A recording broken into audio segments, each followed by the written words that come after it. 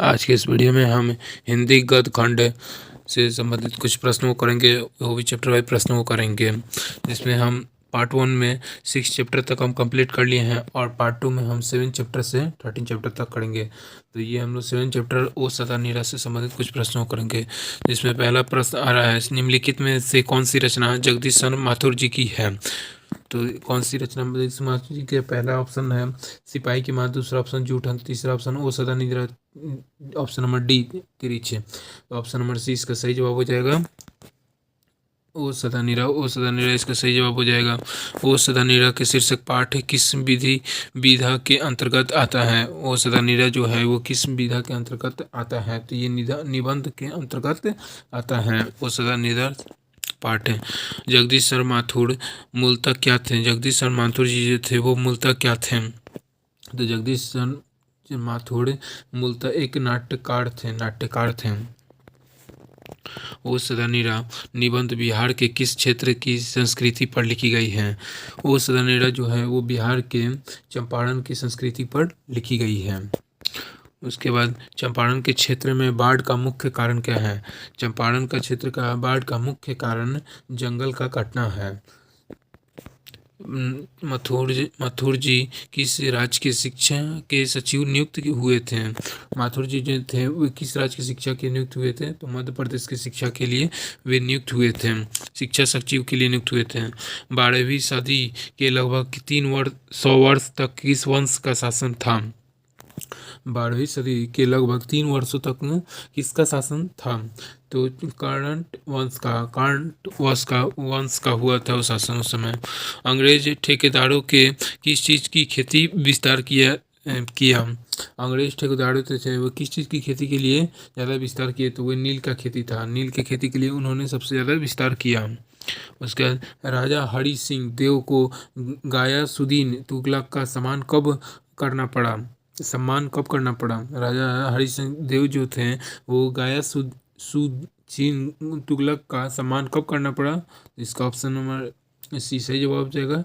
1325 में उनको करना पड़ा सम्मान। उसका ऑप्शन 10 नंबर क्वेश्चन कर रहा है, धांगड़ों को नील की खेती के सिलसिले में कब लाया गया। धांगड़ जो थे वे नील की खेती के सिलसिले में उनको कब लाया गया, तो इसका ऑप्शन नंबर ए सही जवाब हो जाएगा। 18वीं शताब्दी के अंत में 18वीं शताब्दी के अंत में उन्हें लाया गया। उसके बाद कह रहा है पुंडलिक जी कौन थे। पुंडलिक जी कौन थे, तो इसका ऑप्शन नंबर बी सही जवाब हो जाएगा। पुंडलिक जी जो थे वो एक शिक्षक थे। वो कौन थे, एक शिक्षक थे। उसके निम्नलिखित में से कौन सा नाटक जगदीश चंद्र माथुर का रचयित है। इसमें से कौन सा रचना जो है वो जगदीश चंद्र माथुर जी के द्वारा लिखित है, तो कोणक जो है वो जगदीश चंद्र माथुर जी के द्वारा लिखित है। उसके निम्नलिखित में से कौन सी उपाधि माथुर जी को मिली है। इनमें से कौन सी उपाधि माथुर जी को मिली है, तो ऑप्शन नंबर बी विधा की वृद्धि उन्हें मिली है। माथुर भितिहरवा पहुंचने पर कौन मिले। माथुर जी जो थे वो भितिहरवा पहुंचने में किससे मिलते हैं, तो पांडुलिक जी से मिलते हैं। पांडुलिक जी से वे मिलते हैं।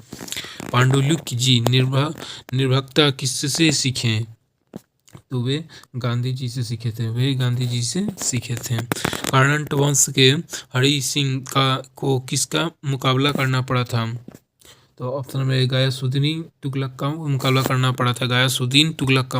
पड़ा था उन्हें। चंपारण धांगड़े कहाँ से आए थे।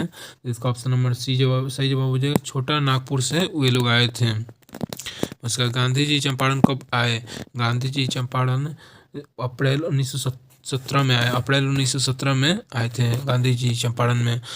तिनकी कठिया प्रथा कब चालू हुई थी। तिनकी कठिया प्रथा किससे संबंध है, तो नील की खेती से संबंध है।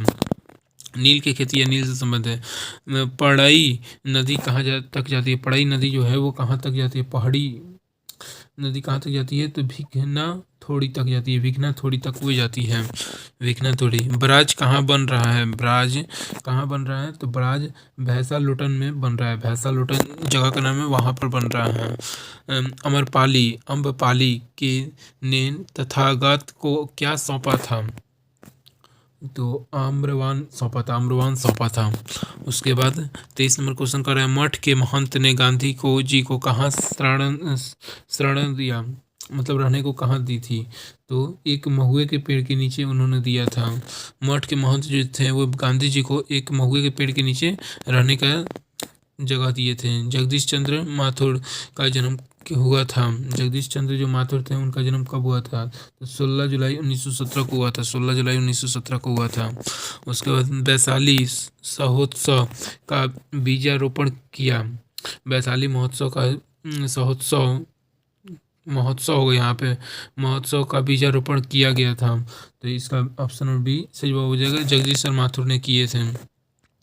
यहाँ पे एक मिस्टेक हुआ है, यहाँ पर वैशाली महोत्सव होगा, वैशाली महोत्सव का बीजारोपण किया, किसने किया था, तो इसका ऑप्शन हो जाएगा जगदीश चंद्र माथुर ने किए थे। उसके बाद कौन कौन सी कृति माथुरी जी की नहीं है, कौन सी कृति माथुरी जी की नहीं है, तो ऑप्शन नंबर डी इसका सही हो जाएगा, रेशम टाई। रेशम टाई जो है वह माथुरी जी की नहीं है। कौन सी कृति माथुरी जी की नहीं है फिर से, तो इसका ऑप्शन नंबर डी हो जाएगा, भोर का ताड़ा माथुरी जी के नहीं है। उसके बोलते क्षण किस साहित्य की विधि की कृति है, तो निबंध की विधि है, निबंध। वो सदा निरा किसको नियमित बनाकर लिखा गया है, वो सदा निरा किसको नियमित बनाकर लिखा गया है, तो गंडक को नियमित बनाकर लिखा गया है। धारणा शब्द किस शब्द से विकसित हुआ है, धारणा शब्द जो है वे थार से विकसित हुआ है, थार शब्द से। बिहार के प्रसिद्ध संस्कृति उत्सव वैशाली महोत्सव का बीजारोपण किसने किया था, तो जगदीश चंद्र माथुर ने किया था। जगदीश चंद्र माथुर ने। ओ मेरे सपने क्या हैं, ओ मेरे सपने एक नाटक है, ओ मेरे सपने एक नाटक है। उसका गौतम बुद्ध का आविर्भाव कब हुआ था, आविर्भाव कब हुआ था, तो अब 2500 वर्ष पहले, 2500 वर्ष पहले हुआ था। राजा हरि सिंह देव को किसका मुकाबला करना पड़ा था, राजा हरि सिंह देव को किसका मुकाबला करना पड़ा था, तो गयासुद्दीन तुगलक का मुकाबला करना पड़ा था। ओ सदा नीरा के लेखक कौन है, तो ओ सदा नीरा के लेखक जगदीश चंद्र माथुर हैं। कोणक का नाटक कौन है, कोणक के नाटक ये जगदीश चंद्र माथुर हैं। उसके बाद 10 तस्वीर की रचनाकार कौन है, 10 तस्वीर की रचनाकार जगदीश चंद्र माथुर हैं, जगदीश चंद्र माथुर में। अब हम लोग 8 चैप्टर, जिसके चैप्टर का नाम सिपाही की माँ है, अभी इसके ऑब्जेक्टिव प्रश्नों को हम करेंगे, जिसमें पहला ऑब्जेक्टिव प्रश्न आ रहा है, सिपाही की माँ एकांकी के लेखक कौन है, एकांकी के लेखक कौन है, तो इसका सही जवाब हो जाएगा मोहन राकेश। इसके मोहन राकेश कहानी के लेखक हैं। बिस्नी किस एकांकी का पात्र है, बिस्नी एक सिपाही की माँ है, बिस्नी इसमें एकांकी का पात्र है, तो सिपाही की माँ। उसके मानक की माँ का क्या नाम था, मानक जो था उसकी माँ का नाम क्या था, बिस्नी था। मानक जो था वो सिपाही था और उसकी माँ का नाम बिस्नी था। उसके बाद मानक किस युद्ध में सिपाही के रूप में लड़ने वर्मा से गया था, तो द्वितीय विश्व युद्ध में गया था, द्वितीय विश्व युद्ध में गया था। सिपाही की माँ एकांकी में किसकी कथा वास्तु प्रस्तुत की गई है, तो माँ बेटी की गई है, माँ बेटी की। उसके बाद मोहन राकेश किस पत्रिका के संपादक रहे हैं, मोहन राकेश जो वो साड़ी का पत्रिका के संपादक रहे हुए हैं। मानी डाक गाड़ी के पीछे क्यों जाती थी, चिट्ठी के लिए जाती थी। मानी जो थी वो डाक गाड़ी के पीछे चिट्ठी के लिए जाती थी। डाक गाड़ी के पीछे चिट्ठी के लिए कौन जाता था, तो वो मानिक जाती थी, मुन्नी जाती थी, मुन्नी जाती थी, तो मुन्नी, यहाँ पर मानी नहीं होगा, यहाँ पे मुन्नी होगा। मुन्नी डाक गाड़ी के पीछे क्यों जाती थी, मुन्नी होगा, वहाँ पे मिस्टेक हुआ है। मानक बिस्नी के दूध की जगह क्या मांगती है, क्या मांगती है, तो पानी मांगती है। उसके बाद ईसाई हसाई लड़की बिस्नी के घर आकर क्या मांगती है, तो वे लोग चावल और दाल मांगते हैं, वे लोग चावल और दाल मांगते हैं। तेरे दिनों तक हम लोग भूखे प्यासे जंगली रास्तों में चलते रहे, यह किसने कहा था, तो ये ईसाई लड़कियों ने कहा था, ईसाई लड़कियों ने कहा था। निम्नलिखित में से कौन सी कृति मोहन राकेश की नहीं है, तो दरिया घोड़ा उनकी मोहन राकेश के द्वारा लिखित नहीं है। निम्नलिखित में से कौन सी रचना मोहन राकेश की है, तो मोहन राकेश की न आने वाला कल मोहन राकेश की है। उसके बाद करें किसकी माँ पागल हो गई थी, तो सिपाही की माँ पागल हो गई थी, सिपाही की माँ पागल हो गई थी। मुन्नी की उम्र कितनी होगी, तो मुन्नी की उम्र 14 वर्ष थी। मुन्नी की उम्र जो थी वो 14 वर्ष थी। निम्नलिखित में बिस्नी की पड़ोसीन कौन है? बिस्नी की पड़ोसीन कुंती है। बिस्नी की जो पड़ोसीन है वो कुंती है। मुन्नी किस दिन मानक की चिट्ठी आने का भविष्यवाणी करती है? तो वो मंगलवार को भविष्यवाणी करती है मानक की चिट्ठी आने में। कौन कहता है माँ इसकी लाश ले जाकर चील और कौवे को डाल दूंगा? तो सिपाही कहता है, सिपाही कहता है वो मानक के माँ से कि मैं इसकी लाश को ले जाकर चील और कौवे को आगे डाल दूंगा। वो सिपाही कहता है, जो सिपाही उसके सपने में आया हुआ रहता है। किसके कड़ों की मोती ताड़ों की तरह चमकती है? तो ताड़ों की तरह। उसके बाद किस पाठ में युद्ध आया है फौजी वहां लड़ने के लिए वे भाग नहीं सकते, जो फौजी छोड़ के भागते हैं उसे गोली मार दी जाती है? तो ये सिपाही की माँ की कहानी जो है उसमें ये चीज़ लिखी हुई है। उसके बाद मोहन राकेश का जन्म कब हुआ था? मोहन राकेश जो एक लेखक है उनका जन्म 8 जनवरी 1925 को हुआ था। 8 जनवरी 1925 को हुआ था। इनमें से कौन सी कृति मोहन राकेश की है? तो मोहन राकेश की जानवर और जनावर है।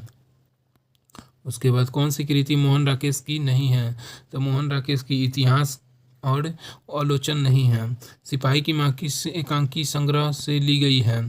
तो ये अंडे के छिलके तथा अन्य एकांकी से ली गई हैं। मुन्नी और मानक की माँ का क्या नाम था? मुन्नी और मानक का माँ का नाम बिस्नी था। उसके बाद सिपाही की माँ एकांकी के अनुसार लड़ाई कहाँ से हो रही थी? तो वर्मा से हो रही थी, वर्मा से।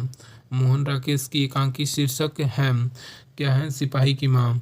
उसके बाद सिपाही की माँ कौन है? सिपाही की माँ एक बिस्नी दाई है।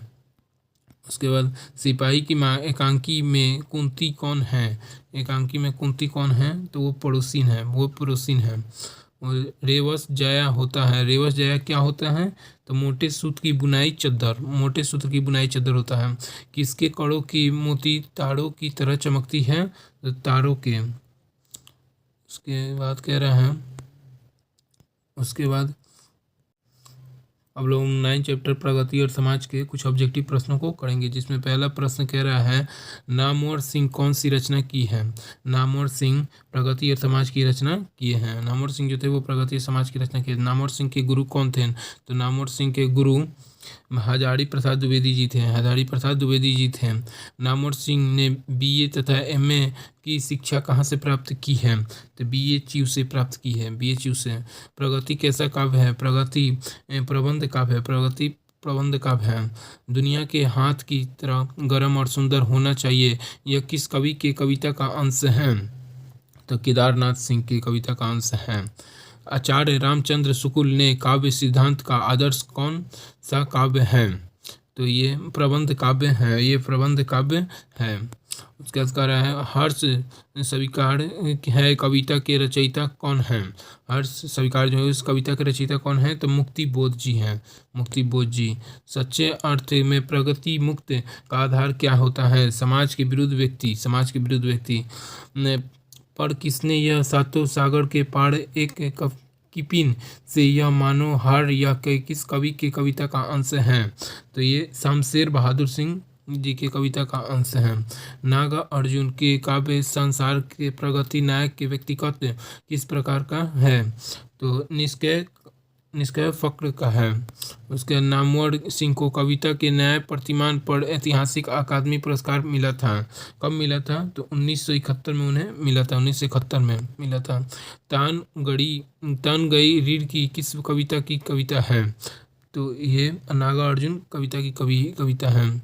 उसका नामवर सिंह जो थे 1970 में किस विश्वविद्यालय में हिंदी विभाग में अध्यक्ष पर प्रोफेसर के रूप में नियुक्त किए गए थे?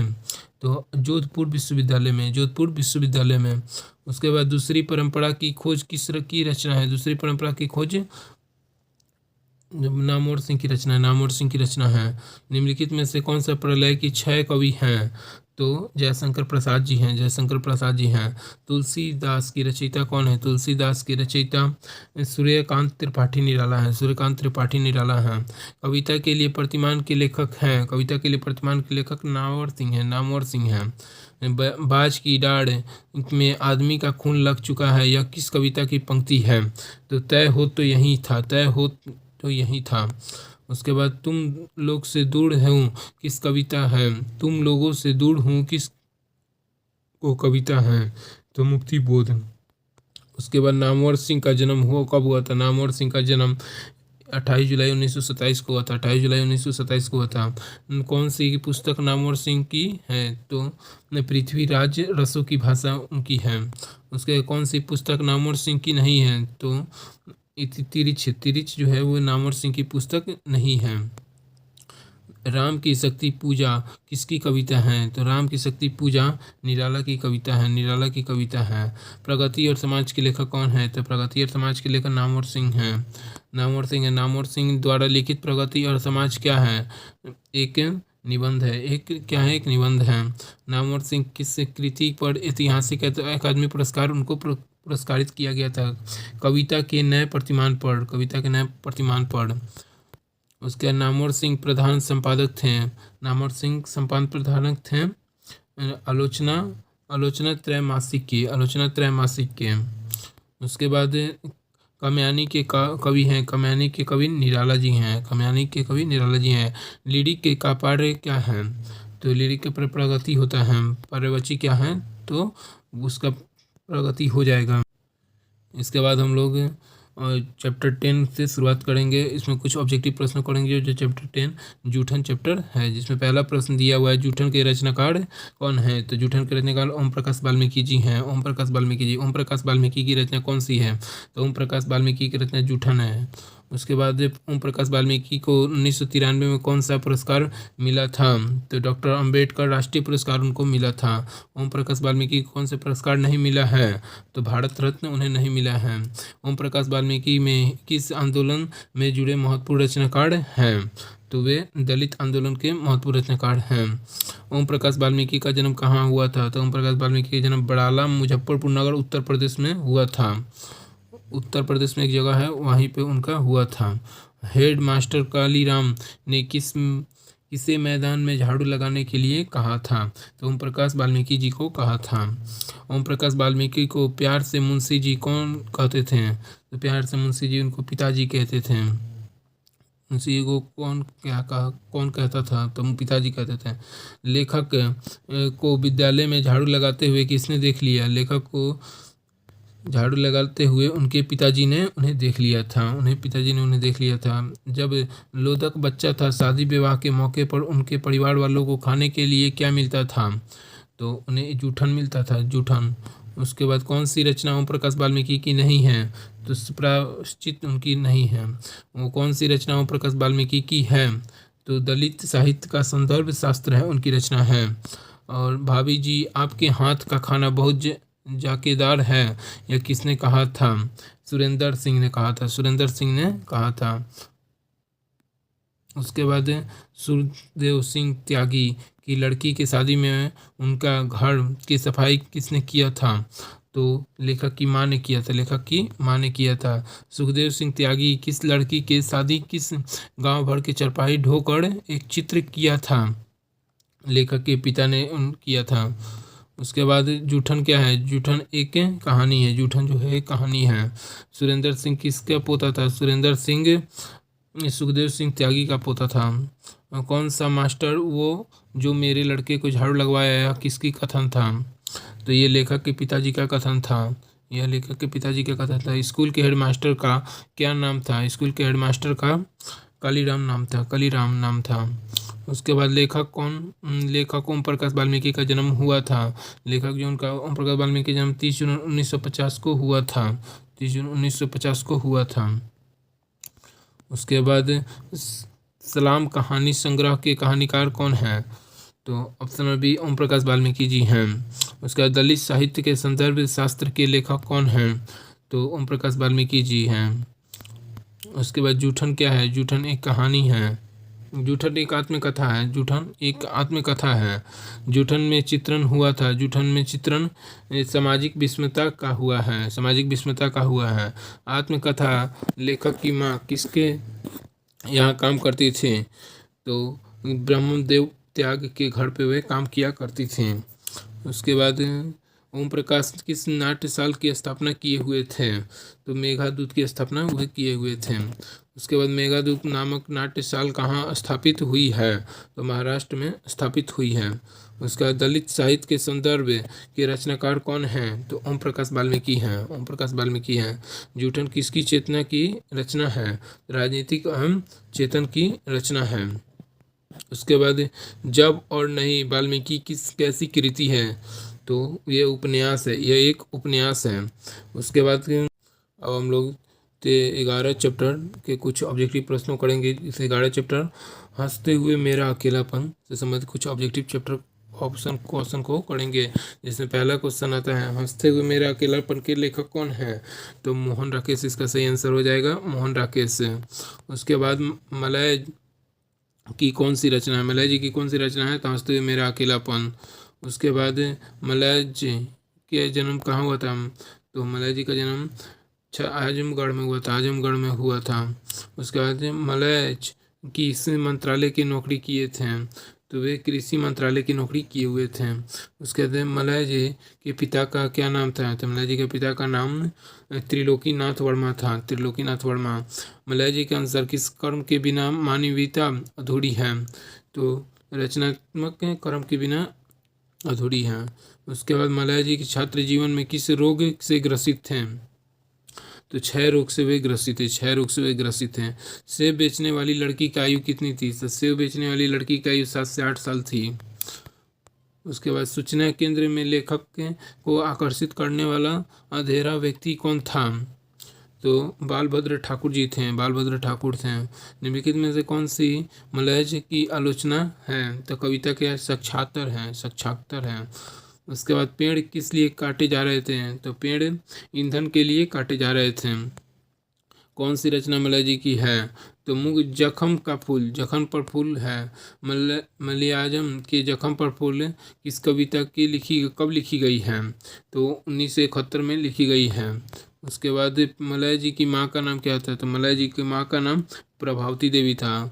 उसके बाद मलय जी एमए किस विश्वविद्यालय से किए हुए हैं? तो इलाहाबाद विश्वविद्यालय से वे किए हुए हैं। सुरक्षा कहाँ हो सकती है? तो सुरक्षा चुनौती के झेलने में ही हो सकती है। रचने के भोगने के रिश्ता कैसा होता है? द्विधात्मक होता है। द्विधात्मक होता है। उसके बाद हंसते हुए मेरा अकेलापन के लेखक कौन है? हंसते हुए मेरा अकेलापन के लेखक मलय जी हैं। मलय जी का जन्म हुआ था। मलय जी का जन्म 1935 में हुआ था। मलय जी का मूल नाम क्या है? तो मलय जी का मूल नाम भारत श्री श्रीवास्तव है। भरत श्री श्रीवास्तव है।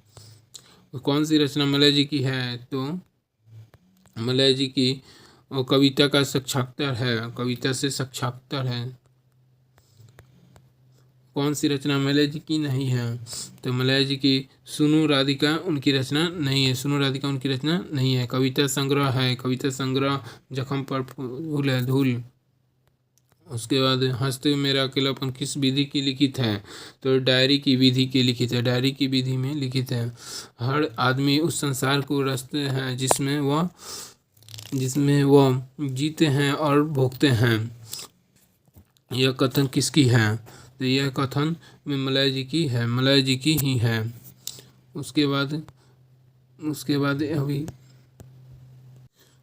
हम लोग 12 चैप्टर तिरिच से कुछ ऑब्जेक्टिव प्रश्नों से संबंधित हम करेंगे। जिसमें पहला प्रश्न आता है, उदय प्रकाश की कहानी कौन सी है? उदय प्रकाश जी थे, उनकी कहानी कौन सी है? तो उनकी कहानी तिरिच है।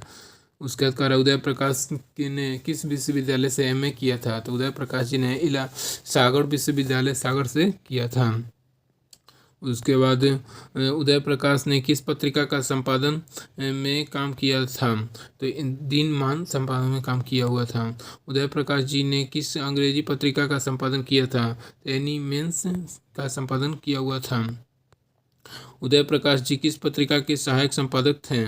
उदय प्रकाश जी सेंड मेल नई दिल्ली के सहायक संपादक थे। लेखक को किसने बताया कि तिरिच में काले नाग से 100 गुना ज़्यादा जहर होती है? तो थानू ने बताया था, थानू ने बताया था। उदय प्रकाश के अनुसार दशहरे के दिन में किस चिड़िया को जरूर देखना चाहिए? तो नीलकंठ की चिड़िया को जरूर देखना चाहिए। उसके लेखक को किसने किसने 300 के 3 नोट दिए हुए थे? तो डॉक्टर के पंत ने दिए हुए थे। उसका लेखक के सबसे खतरनाक पत्र कौन था? तो उनके सबसे खतरनाक हाथी तथा तिरिच था, हाथी तथा तिरिच। लेखक के सबसे खतरनाक पात्र कौन था? लेखक की कहानी में सबसे खतरनाक पात्र कौन था? हाथी और तिरिच था। और लेखक को सपने में क्या करने की आदत थी? लेखक को सपने बोलने की और चीखने की आदत थी। उसके लेखक के पिताजी ट्रैक्टर से कहाँ उतरते थे? तो लेखक के पिताजी मीनवाड़ टाकीज के पास उतरते थे। उसके बाद खतरनाक सपनों में लेखक का सबसे बड़ा अस्त्र क्या था? आवाज था, आवाज। उसके बाद लेखक के पिता शहर क्यों गए थे? लेखक के पिता शहर अदालत की पेशी के लिए गए थे। कौन सी कहानी उदय प्रकाश जी की नहीं है? तो वारिस नहीं है उनकी कहानी। उसके बाद लेखक के पिताजी को बचपन में किस रोग की शिकायत थी? लेखक के पिताजी को डिस्टिस नामक रोग की शिकायत थी। उसके तिरिच कहानी के पिता का क्या नाम है? तो राम स्वास्थ्यनाथ प्रसाद था उनका नाम। कहानीकार के तिरिच की लाश को जलाने में जंगल में किसका साथ गए थे?